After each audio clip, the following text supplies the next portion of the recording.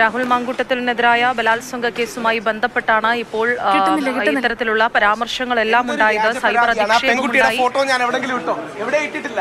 പെൺകുട്ടിയുടെ ഫോട്ടോ ഇട്ടു എന്ന് പറഞ്ഞാണ് അറസ്റ്റ് ചെയ്തത്. മെൻസ് കമ്മീഷൻ TS ഹരികൃഷ്ണ തുടരുന്നുണ്ട്. ഹരി, മെൻസ് കമ്മീഷൻ വേണമെന്ന് പറയുന്നതൊക്കെ അദ്ദേഹത്തിന്റെ പേഴ്സണൽ ഒപ്പീനിയനാണ്. പക്ഷേ ഇവിടെ പറയുന്ന ഒരു കാര്യം, സൈബർ അധിക്ഷേപം നടത്തി എന്നുള്ള പേരിലാണ്, അതിജീവിതയുടെ ഐഡന്റിറ്റി വെളിപ്പെടുത്തി എന്നുള്ള പേരിലാണ് ഈ ജാമ്യമില്ലാ വകുപ്പ് ചുമത്തിയതെന്ന് മനസ്സിലാകുന്നു.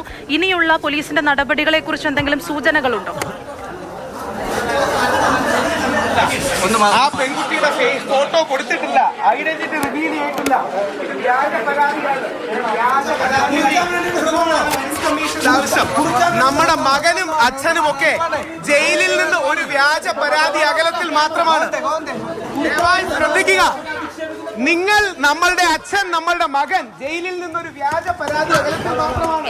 ഈ പെൺകുട്ടിയുടെ ഫോട്ടോ ഞാൻ ഇട്ടിട്ടില്ല. കള്ളം പറയുന്നത് കൊടുക്കാൻ വേണ്ടിയുള്ള ശ്രമമാണ്. കള്ളക്കേസാണ്, കള്ളക്കേസാണ്, കൊടുക്കാൻ വേണ്ടിയുള്ള ശ്രമമാണ്. കള്ളക്കേസാണ്, കള്ളക്കേസാണ്.